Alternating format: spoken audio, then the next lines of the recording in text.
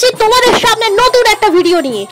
আজ হচ্ছে শ্রীরামপুরে জগন্নাথ মন্দিরে নীল চক্র প্রতিষ্ঠা, তারই মুহূর্ত তোমাদের সামনে ভিডিওর মাধ্যমে তুলে ধরলাম। তাই ভিডিওটা প্রথম থেকে শেষ পর্যন্ত স্কিপ না করে দেখতে থাকো। ভারতবর্ষের মধ্যে পুরীর পরেই দ্বিতীয় প্রাচীনতম হ্রদ পশ্চিমবঙ্গের হুগলি জেলার শ্রীরামপুর মাহেশে। আজকে নিজের শহর মাহেশ জগন্নাথ মন্দিরে আমি দাঁড়িয়ে রয়েছি। দেখতেই পাচ্ছ এখানে পূজার চলছে, আর কিছুক্ষণের মধ্যেই নীল চক্র প্রতিষ্ঠিত করা হবে। যে কোনো বৈষ্ণব মন্দিরে মাথার উপর সুদর্শন চক্র থাকে। 629তম প্রাচীন জগন্নাথ মন্দিরে এই সুদর্শন চক্র ছিল না, যা আজ বাস্তু পুজো ও সূর্য পুজোর মাধ্যমে সুদর্শন চক্রকে শুদ্ধ করে জগন্নাথ মন্দিরের মাথায় তা প্রতিষ্ঠিত করা হবে। তারই মুহূর্ত তোমাদের সামনে ভিডিওর মাধ্যমে তুলে ধরবো, তাই ভিডিওটা স্কিপ না করে তোমরা পুরোটা দেখতে থাকো। দেখতেই পাচ্ছ এখানে খুব সুন্দর করে সবজি, চাল, ফল, মিষ্টি, শাড়ি দিয়ে খুব সুন্দর করে সাজানো হয়েছে। তারই মুহূর্ত আমি তোমাদের সামনে ক্যামেরা বন্দি করলাম।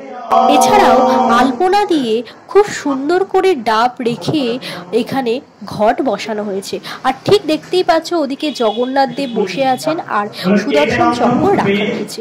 পুরো মন্দিরটা তোমাদের সামনে একটু ঘুরিয়ে দেখাই, চলো। আর মাত্র হাতে গোনা কটা দিন বাকি, তারপরেই অনুষ্ঠিত হবে 629তম রথযাত্রা উৎসব। আজকে অষ্ট ধাতু দিয়ে নির্মিত এই নীল চক্র দেখতেই পাচ্ছ, আমি সামনের দিকে ধীরে ধীরে এগিয়ে যাচ্ছি বন্ধুরা। ওখানে যে নীল চক্র রাখা রয়েছে সেটি আজ জগন্নাথ মন্দিরের চূড়ায় প্রতিষ্ঠিত হবে। আর বাকি তিনটে অষ্টধাতু দিয়ে তৈরি নীল চক্র নাট মন্দিরে, মানে এই যে দেখতে পাচ্ছ জগন্নাথ দেব বসে আছেন, এইখানে রাখা হবে। খুব সুন্দর করে জগন্নাথ দেব সেজে এখানে বসে আছেন, তারই পুজো অর্চনা চলছে। এতক্ষণ ধরে যে নীলচক্র কথা আমরা বলছিলাম, চলো এই যে নীলচক্র এখানে প্রতিষ্ঠিত হবে, চলো দেখে নীলচক্রটা কি আসলে। এই যে দেখতে পাচ্ছ এইটা হলো নীলচক্র, যে তিনটে ছোট ছোট নীলচক্র সেটা নাট মন্দিরের ভেতরে হবে। আর যেটা বড় নীলচক্র দেখতে পাচ্ছি আমরা খুব সুন্দর করে এখানে রাখা রয়েছে, এটা পুরী থেকে আনা হয়েছে, খুব সুন্দর করে এখানে সাজানো হয়েছে। এখানে পুজো হবে, হোম হবে, তার মাধ্যমে শুদ্ধ করে প্রতিষ্ঠিত করা হবে। দেখতেই পাচ্ছ প্রচুর ভক্ত, এখানে দূর দূরান্ত থেকে ভক্ত এসে বসে আছেন। চলো আমরা নীলচক্র সম্বন্ধে জেনে নিই। 83 কেজি ওজন, 8 ফুট 4 ইঞ্চি হচ্ছে হাইট আমাদের এই নীলচক্র।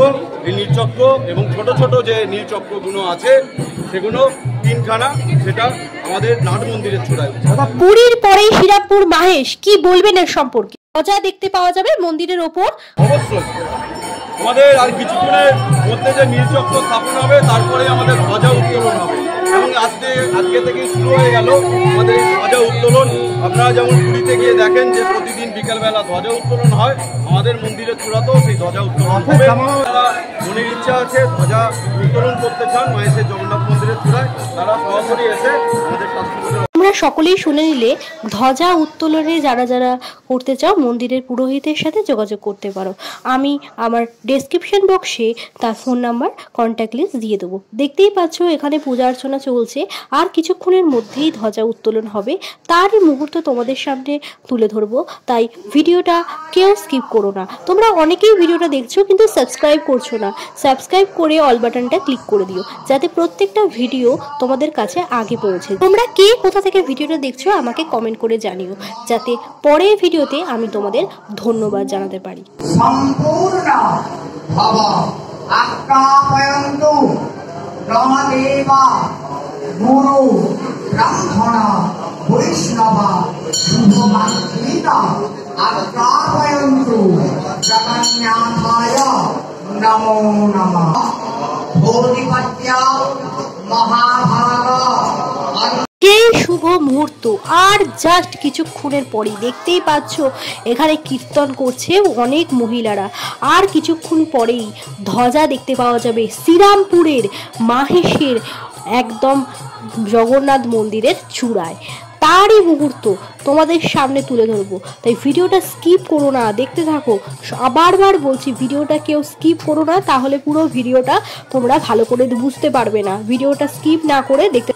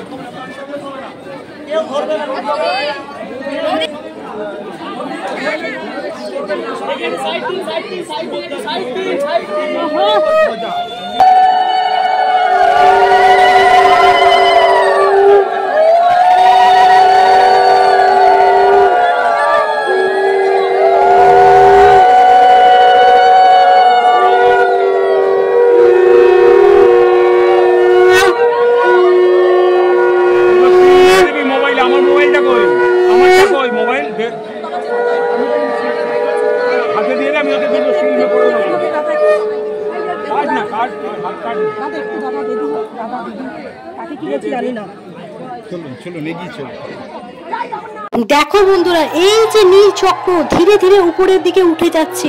বন্ধুরা দেখতে থাকো ভিডিওটা।